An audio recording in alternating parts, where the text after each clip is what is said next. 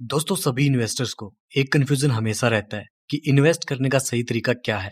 क्या हम छोटे छोटे अमाउंट से कंटिन्यूसली इन्वेस्ट करें, जैसे 500 या 5,000 रुपए पर मंथ, जिसे हम एसआईपी कहते हैं, या फिर पैसों को सेव करके एक बड़ा अमाउंट जैसे 5,000 या 5 लाख रुपए एक साथ राइट टाइम पे इन्वेस्ट करें, जिसे हम लमसम कहते हैं। तो इन्वेस्ट करने का सही तरीका है क्या, एसआईपी या लमसम? दोस्तों इसी सवाल का जवाब आपको इस वीडियो में क्लियरली मिलेगा, और हम ये भी जानेंगे कि इन्वेस्ट करने का सही तरीका है क्या, और राइट टाइम कब होता है, और कौन सी स्ट्रेटजी किन लोगों के लिए बेटर होगी, और इसके साथ में ये पावर ऑफ कंपाउंडिंग इनमें काम कैसे करता है हम ये भी जानेंगे, जिसमें हम CAGR एंड IRR के इंपॉर्टेंट कॉन्सेप्ट को भी समझेंगे। दोस्तों ये सब चीजें मैं आपको एकदम सिंपल लैंग्वेज में समझाऊंगा, एग्जाम्पल्स और स्टोरीज के साथ, ताकि 5th स्टैंडर्ड के बच्चे को भी ये फाइनेंस के डिफिकल्ट कॉन्सेप्ट्स एक ही बार में आसानी से समझ में आ जाएं। तो दोस्तों आज की वीडियो में मैं आपको 3 स्टोरीज सुनाऊंगा, जिनमें हम दोनों इन्वेस्टमेंट मेथड को अलग अलग तरह से एनालाइज करेंगे।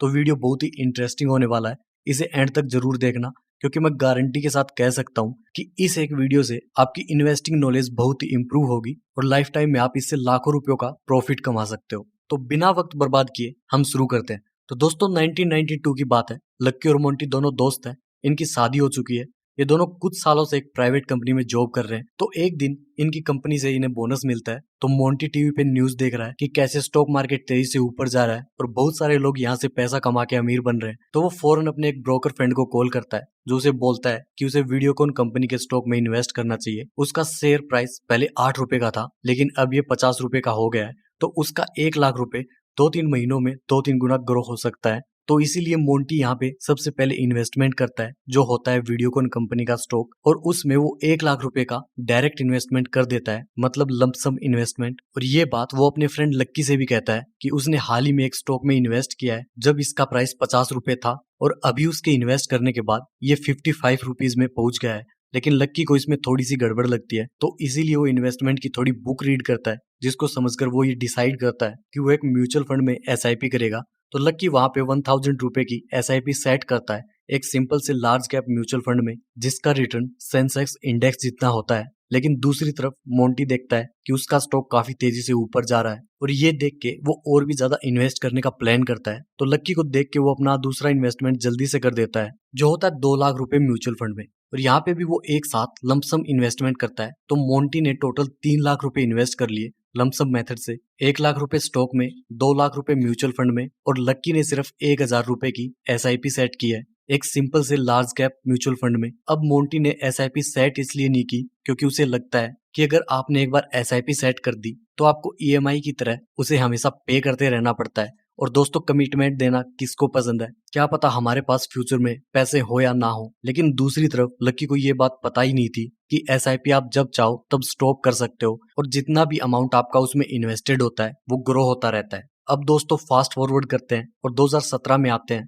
तो जब ये दोनों रिटायर होते हैं, तो मोंटी ने जिस स्टॉक में सबसे पहला इन्वेस्टमेंट किया होता है, तो वो अब पेनी स्टॉक बन चुका है, क्योंकि उस टाइम पे 1992 में हर्षद मेहता के स्कैम के टाइम पे वो एक हॉट स्टॉक बन चुका था। तो शॉर्ट टर्म में लोगों को उससे थोड़ा बहुत प्रॉफिट मिल रहा था, लेकिन अभी उसके पोर्टफोलियो की वैल्यू 0 है। और उसने जो 2 लाख रुपए म्यूचुअल फंड में इन्वेस्ट किए थे, वो उसने अप्रैल 1992 में किए थे, जब स्टॉक मार्केट अपने पीक पे था। जब हर कोई स्टॉक मार्केट में इन्वेस्ट करने की बात कर रहा था, तो वो टाइम पे सेंसेक्स 4200 पॉइंट्स पे था, और 2017 तक सेंसेक्स 29,000 पॉइंट्स तक पहुंचा, जिसकी वजह से उसे अपने इन्वेस्टमेंट पे 7 गुना रिटर्न मिला। मतलब उसका 2 लाख का इन्वेस्टमेंट अब 14 लाख में ग्रो हो चुका है। अब दोस्तों ये सब आपको सुनने में अच्छा लग रहा होगा, क्योंकि उसे रिटर्न कमाने में 25 साल लगे, 1992 से 2017 तक। तो इसीलिए उसका कंपाउंडेड रिटर्न सिर्फ 8% का होता है, जैसा कि हम इस कैलकुलेटर में देख सकते हैं। अगर आप गूगल पे जाके CAGR कैलकुलेटर सर्च करोगे, यानी कंपाउंडेड एनुअल ग्रोथ रेट, तो आपको ऐसा कोई कैलकुलेटर दिखेगा। तो जैसा कि 1992 में सेंसेक्स 4200 पॉइंट्स पे था, और 2017 तक सेंसेक्स 29,000 पॉइंट्स पे पहुंचा, तो आपका रिटर्न 8% का होता है, जो बहुत ही बुरा है। लेकिन दूसरी तरफ लक्की ने 1,000 की SIP सेट की थी, तो उसकी वजह से वो 25 सालों में टोटल 3 लाख रुपए अपनी तरफ से इन्वेस्ट कर लेता है, और 3 लाख का छोटा सा अमाउंट 32 लाख में ग्रो हो जाता है, जो होता है 15% का रिटर्न। अब दोस्तों आप एक बात नोटिस करोगे, तो दोनों ने एक टाइम पे इन्वेस्टमेंट शुरू किया था, और दोनों ने ही सेम 25 साल तक इन्वेस्ट किया, तो एक को 8% का रिटर्न मिला और दूसरे को 15% का रिटर्न मिला। ऐसा कैसे हो सकता है? तो अगर आप लोगों से एक बात मैं यहाँ पे पूछूं, कौन सा ऑप्शन ज्यादा बेटर है, एसआईपी या लमसम, तो आप सभी एसआईपी को बेस्ट कहोगे। तो अब हम दूसरी स्टोरी देखते हैं जहाँ पे आपको एक इंटरेस्टिंग सा नजरिया देखने को मिलेगा और फिर हम दोनों स्टोरीज के लेसन को एनालाइज करेंगे। तो अब हम 1992 से 15 साल आगे फास्ट फॉरवर्ड करके 2008 में आते हैं। इस स्टोरी में हम सनी और रॉकी से मिलते हैं। तो रॉकी को उसके डैड 2 लाख रुपए देते हैं एक न्यू रॉयल एनफील्ड बाइक खरीदने के लिए और सनी को भी 2 लाख रुपए उसके डैड से मिलते हैं। तो सनी पहली फुर्सत में 1,90,000 की एक बाइक खरीद लेता है। तब उसके डैडी उससे कहते हैं कि तुझे बचे हुए 10,000 रुपए को कहीं पे इन्वेस्ट कर लेना चाहिए। तो क्योंकि तेरा जॉब लग गया है तो तुझे कोई एफडी या एसआईपी कर लेनी चाहिए। तो सनी यहाँ पे समझदारी के साथ एक लार्ज कैप म्यूचुअल फंड में 5,000 रुपए की एसआईपी सेट कर लेता है। और दूसरी तरफ जब रॉकी बाइक खरीदने के लिए निकलने वाला होता है तो वो देखता है कि उसके डैडी टीवी पे न्यूज देख रहे हैं कि स्टॉक मार्केट बुरी तरह क्रैश हो गया है और बहुत लोगों को जॉब से निकाला जा रहा है। लोग देश की हालत देख के डरे हुए हैं। सेंसेक्स 50% नीचे गिर चुका है और लोगों को लग रहा है ये और भी ज्यादा नीचे गिरेगा। अब क्योंकि रॉकी के घर पे स्टॉक मार्केट की बुक्स पहले से ही थी और उसने वॉरेन बुफे की एक लाइन भी रीड की थी, the secret to get rich is to get greedy when everyone is fearful. तब रॉकी डिसाइड करता है कि वो अपना बाइक खरीदने का प्लान पोस्टपोन करेगा और फिर वो अपने मोबाइल पे थोड़ी सी रिसर्च करता है और अच्छे स्टॉक ढूंढने की कोशिश करता है, लेकिन उसे समझ में नहीं आता कि कौन से स्टॉक में इन्वेस्ट किया जाए। और फाइनली उसके दिमाग में एक आइडिया आता है कि वो रॉयल एनफील्ड की बाइक खरीदने जा रहा था, तो क्यों ना मैं इसी कंपनी के शेयर्स की रिसर्च करूं, क्योंकि यंगस्टर के बीच इसका अलग ही क्रेज है। अब दोस्तों 10 साल पहले किसी भी स्टॉक में रिसर्च करनी होती थी तो हमें कंपनी की बोरिंग पीडीएफ को पढ़कर समझना होता था, लेकिन अब हमारे पास स्टॉक स्कैनर्स हैं जैसे टिकरटेप.इन, जहां से हमारे स्टॉक रिसर्च काफी इजी हो जाता है। और फिलहाल इनका एक स्पेशल ऑफर चल रहा है जहां आपको 20% का डिस्काउंट मिलेगा इनके प्रो वर्जन पे, जहां पे हमें और भी ज्यादा डीप एनालिसिस करने को मिलता है। इसका लिंक आपको नीचे डिस्क्रिप्शन में मिल जाएगा, आप वहां जाके इसे चेक कर सकते हो। और अगर आपको स्टॉक्स में इन्वेस्ट करने के लिए इन्वेस्टमेंट अकाउंट ओपन करना है तो घर बैठे बैठे फ्री में अकाउंट ओपन करने का लिंक भी आपको नीचे डिस्क्रिप्शन में मिल जाएगा। तो रॉकी रॉयल एनफील्ड की पेरेंट कंपनी आइसर मोटर्स के ऊपर रिसर्च करता है और उसमें 1 लाख रुपए इन्वेस्ट करता है, जिसके बदले उसे इस कंपनी के 4,000 शेयर्स मिलते हैं, क्योंकि 2008 में इस कंपनी के एक शेयर का प्राइस ऑलमोस्ट 25 रुपए था। बाकी के 1 लाख रुपए वो एक म्यूचुअल फंड में इन्वेस्ट कर लेता है, ये सोच के कि अगर उसका स्टॉक इन्वेस्टमेंट फेल हो जाता है तो उसकी पूरी सेविंग्स खत्म नहीं होंगी। तो बेसिकली डाइवर्सिफाई करने के लिए वो एक इंडेक्स फंड में इन्वेस्ट कर लेता है। और उसने कोई भी एसआईपी सेट नहीं की, तो मतलब जब भी उसकी सैलरी आ रही थी तब वो उसे पूरी तरह से एंजॉय कर रहा था और कोई भी सेविंग्स नहीं कर रहा था। और ये देख के सनी मन ही मन सोचता था कि आज तो ये मजे कर रहा है, इसे फ्यूचर में पता चलेगा कि ये कितनी बड़ी मिस्टेक कर रहा है। तो अब हम 10 साल आगे फास्ट फॉरवर्ड करते हैं और 2018 में आते हैं और देखते हैं इन दोनों ने कितना प्रॉफिट कमाया। सबसे पहले हम सनी की बात करते हैं। उसने 10 साल में यानी 2008 से लेकर 2018 तक 5-5 हजार मंथली एसआईपी के जरिए टोटल 6 लाख रुपए इन्वेस्ट कर दिए।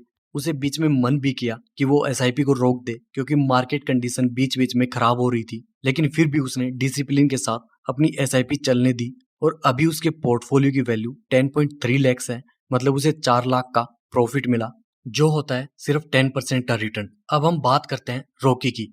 तो रॉकी ने जो 1 लाख रुपए डाइवर्सिफाई करने के लिए म्यूचुअल फंड में इन्वेस्ट किए थे उसकी वैल्यू आज 4 लाख की होती है, क्योंकि 2008 में सेंसेक्स 9,000 पॉइंट्स पे था, 2018 तक 37,000 तक पहुंचा, मतलब ऑलमोस्ट 4 गुना ऊपर गया। तो ये होता है 15% का रिटर्न। अब दोस्तों यहाँ पे हम नोटिस करेंगे तो दोनों ने सेम टाइप के म्यूचुअल फंड में इन्वेस्ट किया था और दोनों ने 10 साल के लिए इन्वेस्ट किया था, लेकिन सनी को एसआईपी से सिर्फ 10% का रिटर्न मिला और रॉकी को लमसम से 15% का रिटर्न मिला।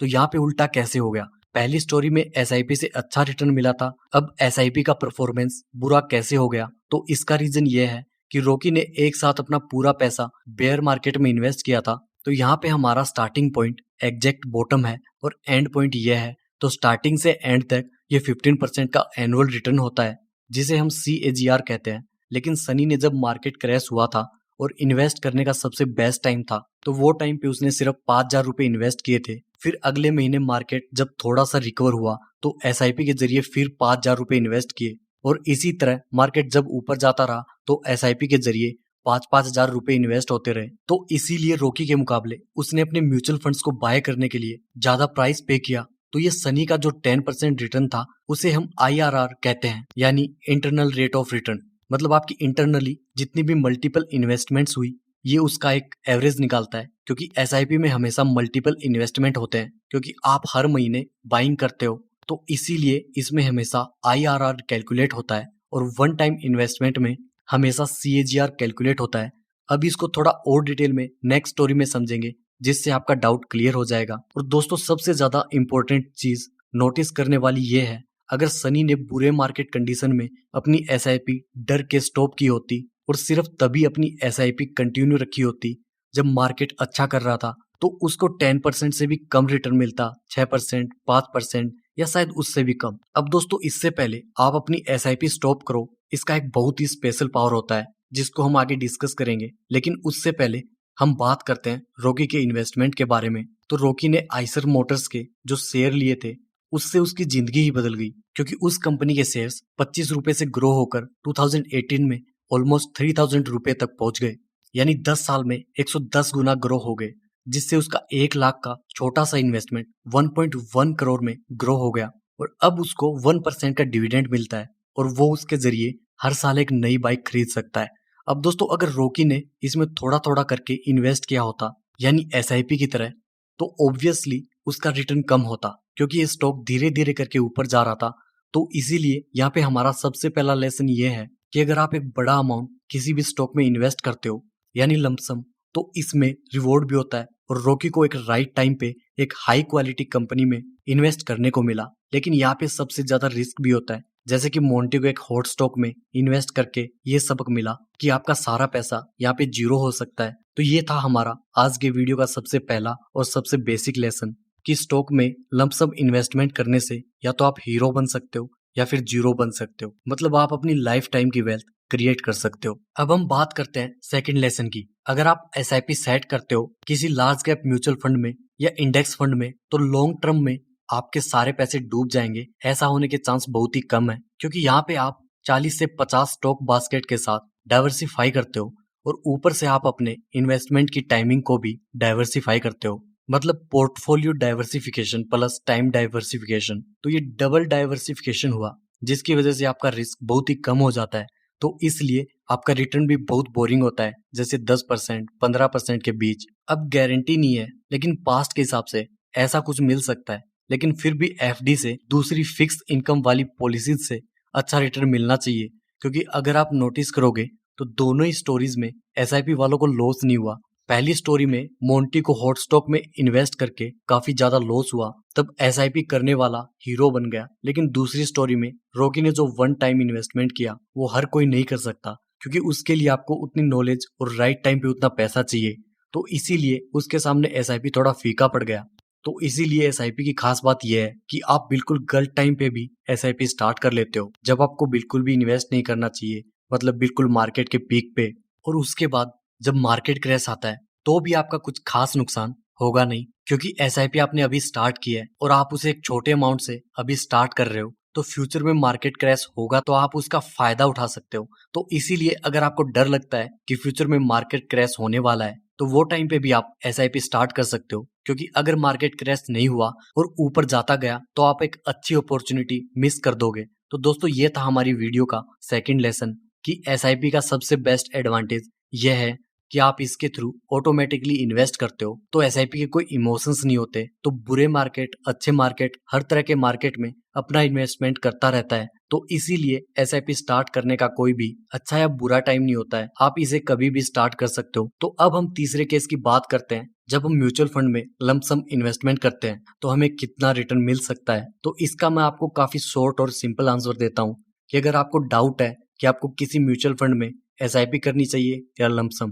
तो आप हमेशा SIP चुनो, क्योंकि म्यूचुअल फंड में एक अच्छे टाइम पे इन्वेस्ट करने से अच्छा मल्टीबैगर रिटर्न नहीं मिल सकता। आपको मुश्किल से 2 या 3% का ही डिफरेंस मिलेगा, जैसे 10-15% के बीच। तो जब एक अच्छा मौका आएगा लमसम इन्वेस्टमेंट करने का, तो आपके मन में कोई भी डाउट रहेगा ही नहीं। जैसे मार्केट क्रैश हो गया और आपको पता है ये एक अच्छा टाइम है इन्वेस्ट करने का, तो वो टाइम पे आप एक लमसम इन्वेस्टमेंट कर सकते हो। तो फाइनली अब हम आते हैं इस वीडियो के सबसे इंटरेस्टिंग पार्ट पे, वो है स्टॉक्स में SIP करना कैसा रहेगा। तो इसको भी हम एक इंटरेस्टिंग स्टोरी की तरह समझते हैं। तो अब हम 2017 में आते हैं और वापस से रॉकी और सनी की स्टोरी को कंटिन्यू करते हैं। तो सनी रॉकी से कहता है कि यार तूने स्टॉक मार्केट से इतना अच्छा पैसा कमा लिया, तो मुझे भी कभी कभी स्टॉक की टिप दे दिया कर, ताकि मैं तेरे साथ इन्वेस्ट कर लूंगा। तो रॉकी कहता है कि देख, अभी मैं 2 न्यू स्टॉक्स अपने पोर्टफोलियो में ऐड करने जा रहा हूँ।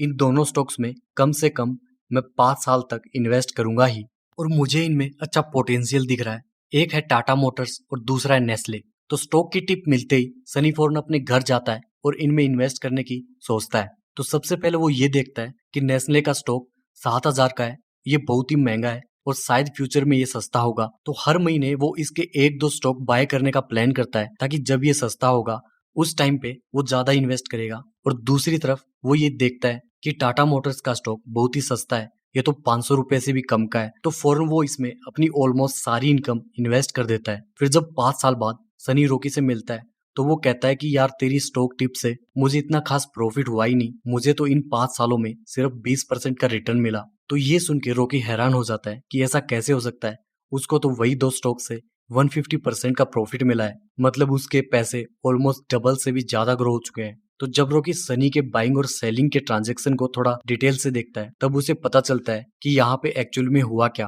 तो दोस्तों, अगर हम टाटा मोटर्स की बात करें तो पिछले 5 साल में इससे सिर्फ 4% का रिटर्न मिला है, जो एक बहुत ही बुरा परफॉर्मेंस है। आपको सेविंग्स अकाउंट में हर साल 4% का रिटर्न मिलता है, लेकिन ये इसका लमसम रिटर्न है। यानी इसी स्टॉक में अगर आपने SIP के थ्रू इन्वेस्ट किया होता तो उसी टाइम पीरियड में 100% से भी ऊपर का रिटर्न मिलता। अगर आपके मन में थोड़ा सा भी डाउट है कि ये कैसे हुआ, तो इसका मैं डिटेल एक्सप्लेनेशन दे देता हूँ। 2-3 साल पहले क्रैश के बीच ये स्टॉक काफी नीचे गिर गया था। तो अगर आपने SIP की तरह इन्वेस्ट किया होता तो उसके जरिए आपने लो प्राइस का भी फायदा उठा लिया होता और सस्ते प्राइस पे बाय किया होता, क्योंकि ये भले ही एक अच्छी कंपनी है, लेकिन 2017 में ये थोड़ी ओवर वैल्यूड थी।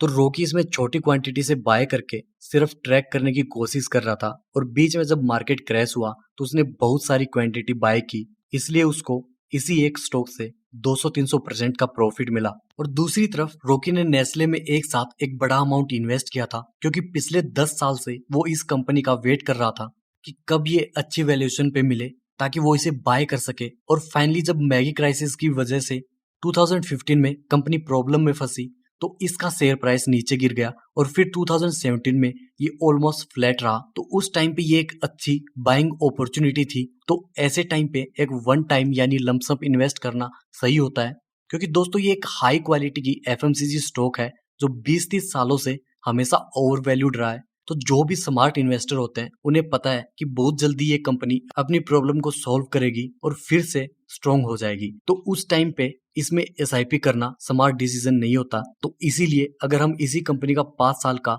लमसम रिटर्न देखेंगे तो ये 160% का होता है, लेकिन इसी 5 साल में SIP का रिटर्न सिर्फ 37% का होता है, जो कि IRR होता है, मतलब आपका इंटरनल रिटर्न, क्योंकि आपने अच्छे टाइम पे इन्वेस्ट नहीं किया था। तो बेसिकली रॉकी ने नेस्ले में लमसम इन्वेस्टमेंट किया और टाटा मोटर्स में SIP की तरह, जिसकी वजह से इन्हीं 5 सालों में उसका पोर्टफोलियो 2-3 गुना ऊपर चला गया, मतलब 200-300% ऊपर। लेकिन सनी अपना टिपिकल बिगिनर माइंड यूज करके उसका उल्टा करता है, अच्छे स्टॉक की टिप मिलने के बाद भी सिर्फ 20-30% का रिटर्न कमा पाता है।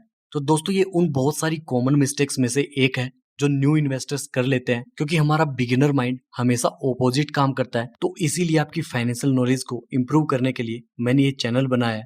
तो अगर आपको इस वीडियो से कुछ सीखने को मिला है तो इस चैनल को सब्सक्राइब करो और बेल आइकन को प्रेस करना मत भूलना, ताकि आपसे कोई भी ऐसे वैल्यूएबल वीडियो मिस ना हो जाए।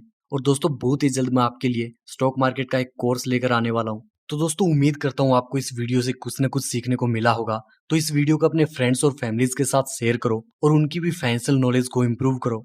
वीडियो पसंद आया तो इसे लाइक करो और नहीं पसंद आया तो इसे डिसलाइक करो। आपका कीमती वक्त देने के लिए धन्यवाद।